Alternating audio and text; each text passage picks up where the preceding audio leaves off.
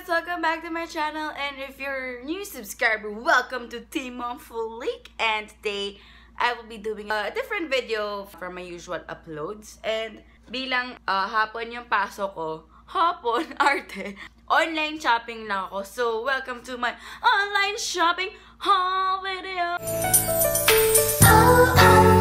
Shopping! And today, I will be showing you guys lahat ng products na nabili ko simula nung June. Papakita ko sa inyo swatches and how I pick items online. So, without any further ado, let's get into the video. Hello, bitches!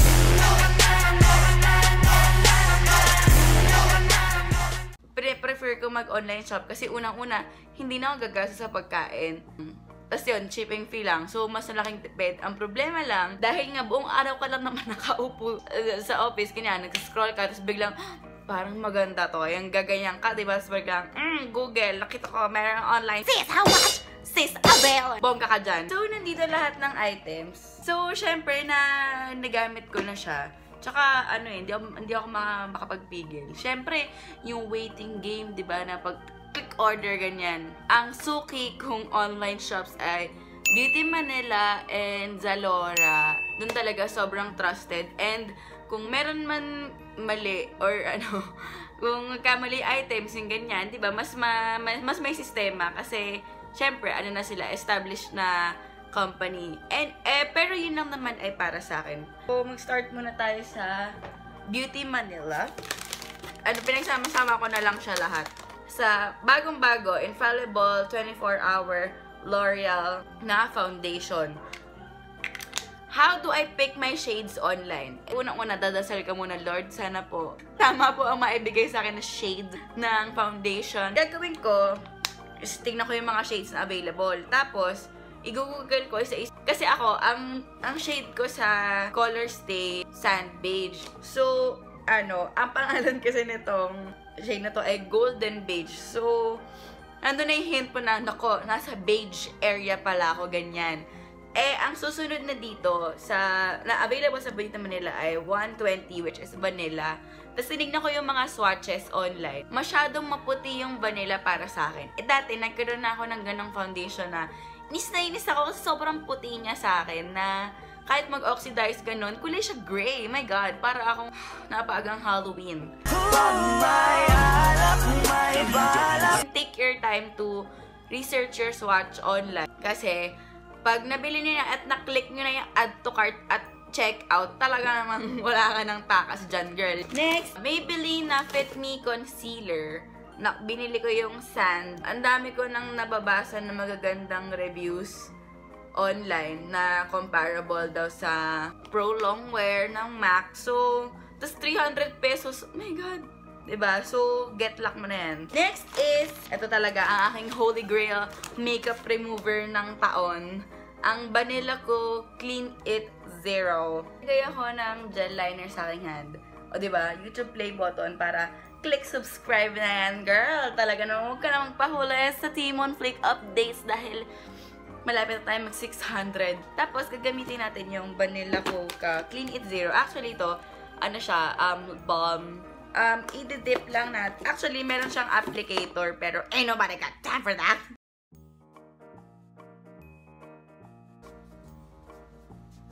O, diba? Clean It Zero. Zero na talaga siya, guys. So, yun isang run mo lang. Wala na. Meron siyang Clean It Zero na foam cleanser. Ito parang step 1, step 2 kasi sila. This is like 500 pesos. So, not bad din. Next! Ito ang aking ColourPop na purchases. Yan, nabili ko naman to.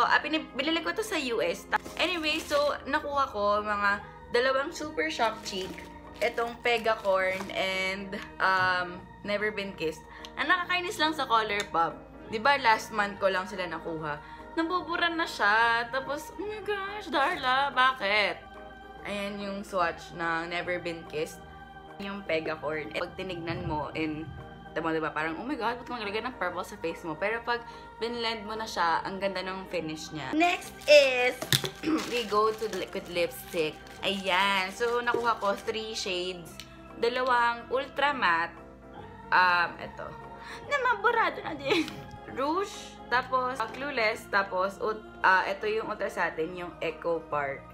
Ito, nakuha ko naman ng $5. Ang mga Super Shock Cheeks ay $6. Next is the Laura. Nakuha ko naman tong colorette na, alam niyo ba yung, kasi nakakatuwa talaga dito, amoy chocolate siya na, hindi ko masabi, kasi parang, it's just local na chocolate, pero, parang amoy childhood, parang ganon.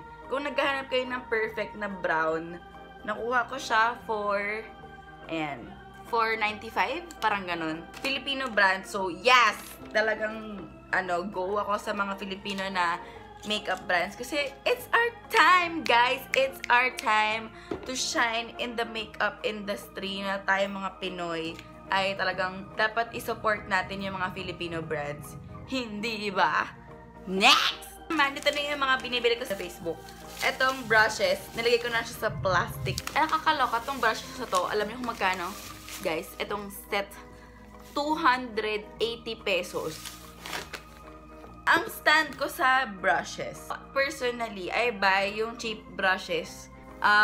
Ay, kasi para sa akin, pang-apply lang naman siya. Make sure to just clean it before you use it. Ito lang yung gusto ko sa set na to. Sa 10, etong mga parang face brushes lang yung maganda siya. Lalo na to na parang ginagamit ko siya pang foundation. Lalo na dito sa may eye area. Tapos itong mga flat top na brushes. Yan. Ang problema ko kasi sa eye brushes, mura lang siya.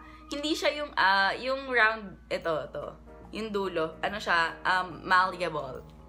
Alam mong, hindi siya, okay pa naman, trying not to offend anything. Ito na lang, rating. I would rate it as 4 out of 10, ganon. Okay siya for simple makeup, pero when you do like detailed na 5 eyeshadows, ganyan, I would not recommend using this kasi hindi strong yung, yung dulo. Parang pag ginanon mo ng brush, parang, lalo na sa eyes, 'di ba? Mas maganda pag sa eyes natin, yung eyeshadow na ginamit, parang mas stiff yung dulo. Kasi para na concentrated doon sa area na lang na yun. So, ganon. Next, from Facebook shopping, I would point out that you should buy at your own risk. Ito naman yung mga pre-loved na makeup online. I got this from a friend, family friend naman siya. Ayun, personally nito ginamit. This MAC emote. Yan, tingnan nyo naman. Nakikita nyo pa yung packaging. Maayos pa siya. Tapos, itong matte na eyeshadow from MAC. Single eyeshadow na itong charcoal brown. And itong They're Real. Ito nito nagamit na mascara from Benefit. Pero sampler size. Parang mura ko siya nakuha. MAC blushes would cost around 1,000 pesos. Pero nakuha ko siya for 200. Tapos, siya, sobrang, parang, swatch lang siya, ganon. I use this as a bronzer. Tapos, ito, I got this one for 200. MAC single shades would cost around 870 pesos. And, itong They're Real na Benefit, I got it for, I think, 100 pesos. And, last na to, ang aking wig, na nakita niyo na to sa RC Munoz makeup tutorial. So, nakuha ko siya from Lady Gagita. Ang ganda ng wigs niya and quality talaga. Tapos kung ano yung sinet kong peg, gano'n na gano'n yung nakuha ko. So, and very friendly pa yung price for lace front wig. Ito, I got my Super Beaut box. This was sent to me by Super Beaut. Actually, I would not consider this as part of my haul kasi it was sent to me. Pero kasi, online sila available. So, I decided na sama na rin siya sa haul kasi online available din yung brand nila. And ito yung sinasabi ko sa inyo guys na sobrang ina-admire ko talaga lahat ng Filipino brands. Ay, gusto ko sana ng full face using Filipino products, diba? Bongga yan. Comment nyo below kung gusto nyo yun. By the way, ito pala aking face today ay ginamit ko tong Express Blur Cream Primer Foundation. Ayan. So, ginamit ko lang yung cream to even out my skin. Ayan. Tapos, kinonceal ko lang to kanina. No powder. Yan na siya. Next, itong Skin Brightening Cream. Pwede daw siya sa kilikili, sa singit. Sa kilikili, tinatry ko siya Parang kahapon ko pa lang siya na-try. Pero, syempre, ayoko yung ipakita yung kinikini ko. Baka ma-rated SPG tayo dito. Next is itong mga lip and cheek tints. Meron din actually parang new product yata nila to. Ay! Ito, lip and cheek rollies, yung tawag nila. Ito rin yung ginagamit ko today for my cheeks and my lips. So, yan, diba? Kung gusto na natural makeup, pak! Ganon. And next, itong So Matte na lip and cheek therapy. Nasama ko na to sa mga tutorials ko dati. Ito, ang nakakatuwa kasi sa kanila, lip and cheek na yung mga lip products nila. So, meron ka ng blush, meron ka pang lipstick. Tapos, diba, two birds in one stone. Ganon. Ayan. So, sa Super Beauty na So Matte, oh my god, hindi ko mapwesto yung kamay ko, best. So, meron sila na nitong mga nude shades, tapos, yan, tapos mga pink and dark red, ay parang powerful na red, yung mga ganyan. So, that's it for my online shopping haul. I hope you guys enjoyed it. And gusto ko lang malaman ko na kailang sis avail at sis how much kayo ngayong linggo. And yan, okay din pala ito na goal, no? Kasi nakikita mo kung keep track mo yung mga gastos mo ngayong buwan. So, yan. I hope you guys enjoyed it. And if you like this video, don't forget to give it a thumbs up.